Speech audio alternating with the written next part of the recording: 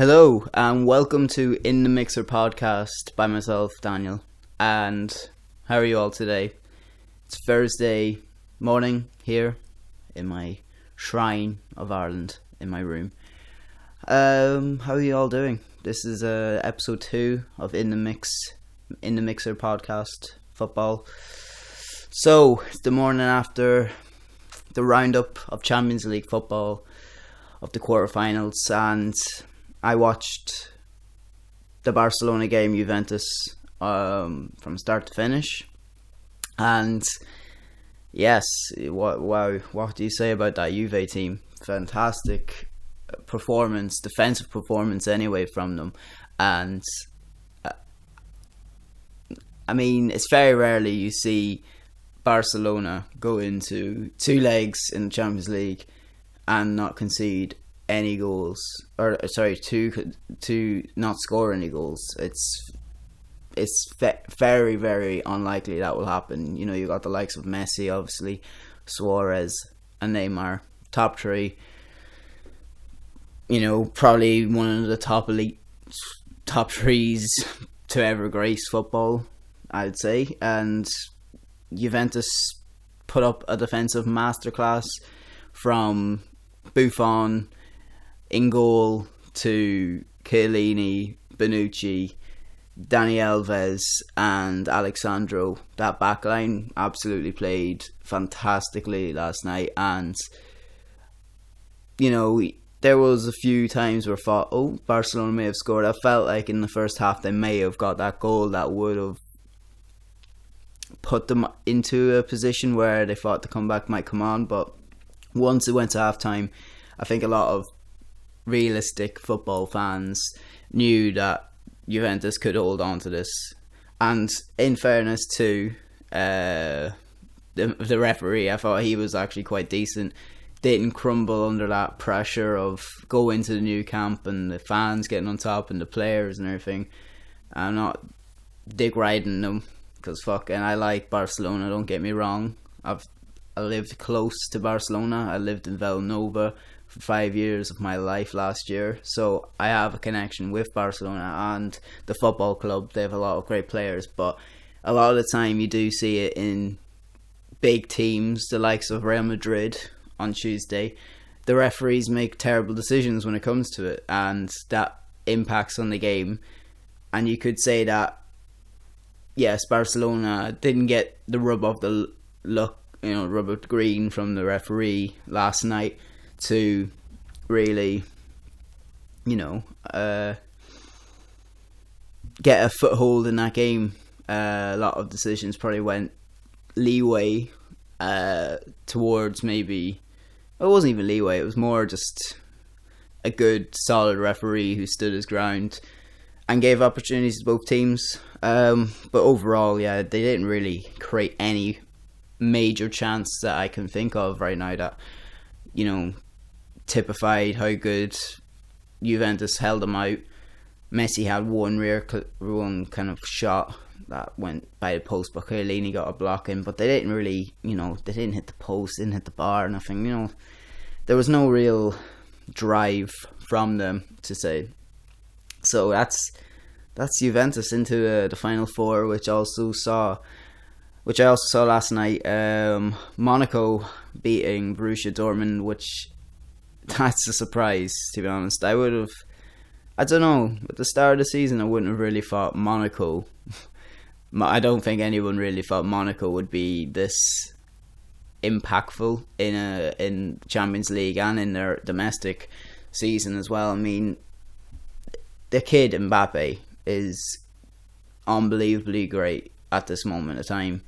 He's 18 years old, and I think he scored like 5 goals in the knockout stages of the Champions League. I mean, he's the real deal. I mean, he's doing it in France. He's doing it in the Champions League at the highest level.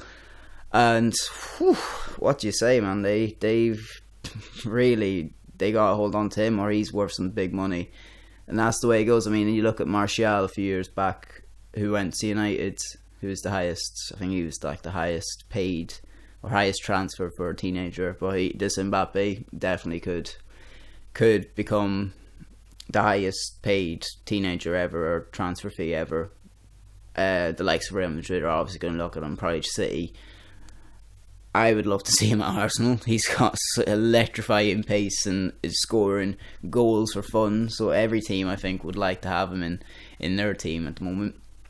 But a solid display, 3-1 on the night, and it was like 6-3 in aggregate. So I know last week was a bit of a different situation with the bomb, and they had to reschedule for Dortmund, but last night I think it kind of proved that Dortmund weren't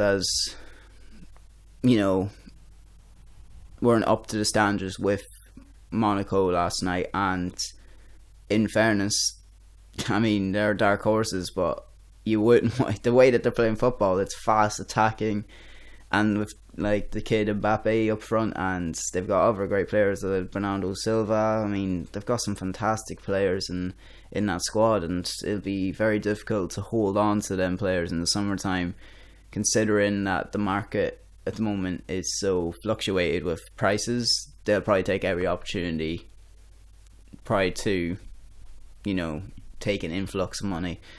But so that was Dortmund out, and that leaves 4 teams left in the Champions League, which is the 2 Madrid teams, Atletico Madrid and Real Madrid, and AC Monaco, and of course Juventus. So quite a difficult. I mean, we see Atletico and Real Madrid in the final last year. This is a regular appearances for them. Monaco's first time in a semi-final in like 13 years. I think since they won the Champions League probably. And I mean, Juventus showing the world that they are capable of a defensive masterclass, but also can, if they had a few opportunities last night. The counter attack was on, but they made some rash decisions in the final third to actually counter attack and score that goal. It's a tough one to call, this Champions League. I don't know. I mean, Real Madrid kind of got lucky, as we all know, against Munich. Atletico, they are solid and can hold out teams right up to the end. I mean, I was watching the telly last night, watching RTE, which we do, and Eamon Dunphy was saying, that you could have the super final of Atletico Madrid versus Juventus, and both teams play out, a 0-0, it goes to penalties, and that's how it's decided. But that's how they play. That's how the coaches do it. Simone obviously is a tactical genius. He's been doing it for years at Atletico Madrid. And now you got Allegri, who's also shown that he can go to the likes of the new camp and pull out just a great performance. And I mean, you think of Mourinho, who did it a few years back at Inter Milan, and the praise he got, and it should be the same for Allegri, of course. It was a magnificent display. And this could be the year that Buffon actually gets his winner's medal in the Champions League, which you would hope to see, maybe, if you're a Juve fan. Anyway, I'm a fan of Gigi Buffon. You can't hate that man. He's just got class and respect for everyone. So yeah, that was the Champions League roundup really last night. Not really a surprise in some sort. I guess you would expect to see Barcelona score a goal, maybe put up a bit more of a fight, but they had nothing really. And this could also, in my head, I'm kind of thinking, could this be, the end, a downfall almost of Real Madrid, or for Barcelona? Where can they go now? Where can they go further? They've got an aging team, and it's not doing great for them. You've got likes of Iniesta, Busquets, Messi and Suarez, touching. I think Messi's touching. He's 29 or something like that. Suarez is already 31, so they're getting to an age where maybe they're still in their prime. But last night showed that if you put up a solid defence against that kind of team, they will eat them up and won't be able to score goals or penetrate that area. So it could be the end of an era almost, but I'm not convinced by a lot of them Barcelona players at times. Of course, the plan is to go and give the ball to the front three and let them do their thing. They do it in the La Ligue all the time. They do it in the teams, the group stages in Champions League most of the time.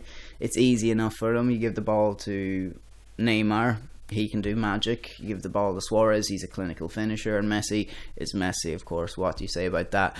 But if you can keep them three out, what do the others have to give? Of course, Iniesta's always looking to give that through ball to them. So if you're able to pull that out, that's you're really taking the threat from taking a threat from Barcelona out of that game totally. They haven't got much. They brought on the likes of they're a young striker last night, and not much was really given. Defensively, they don't look great. They've got Umtiti and PK. PK's getting to an age as well where he's getting bit by it. Maybe the goalkeeper at the back, Ter Stegen, I'm not totally convinced by him. I don't know. Is the age of Neuer pretending to be like Neuer with the ball at your feet and stuff in this? I don't know. He looks like he copies everything that Neuer tries to do or emulate Neuer in a way, but I'm not convinced by Ter Stegen that much. I think Jordi Alba is still a great fullback, and I think what they missed the most, and you could see in the game, and probably missed as well, and it was probably bittersweet for Dani Alves, was that he typified the intensity of a Champions League game last night. He really was. He marked Neymar out to the wing, put in some hard hitting tackles, didn't take any shit, and what do you say? And they let him go for a free because of a contract, argument of some sorts. But yeah, he's into a semi-final in Barcelona or not, so they've got a big challenge.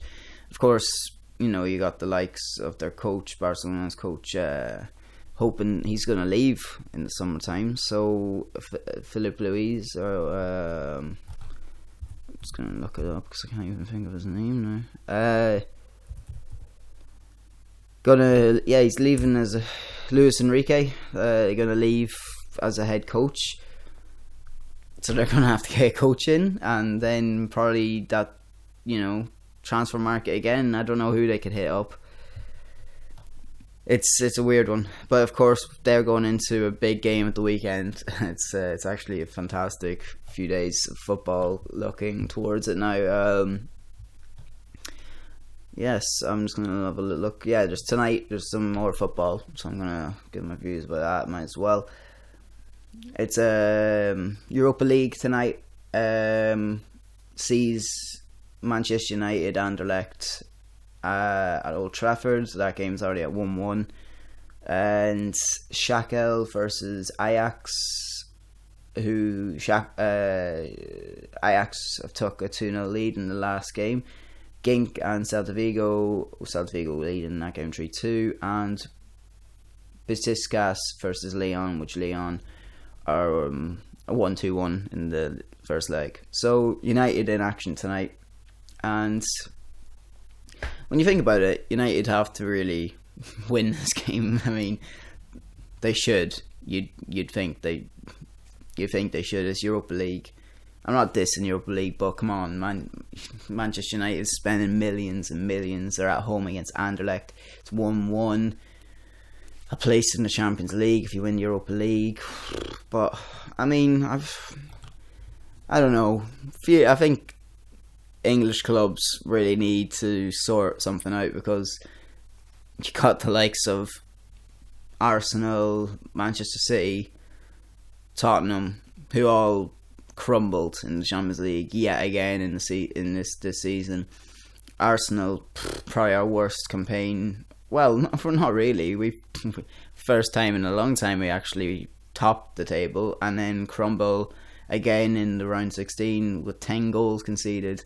You got the likes of City, who lost to Monaco. Of course, you wouldn't have thought going into that game it was going to be a very attacking game, but you wouldn't have thought that Monaco would be able to disassemble Man City so easily. Really, Man City conceded 6 goals in that game, and then Tottenham did not make it past the group stages of the Champions League yet again. And yes, they're going to be in the Champions League next season. Probably going to play their games at Wembley, which does not suit them. It doesn't suit any English team to play home games at Wembley, for one.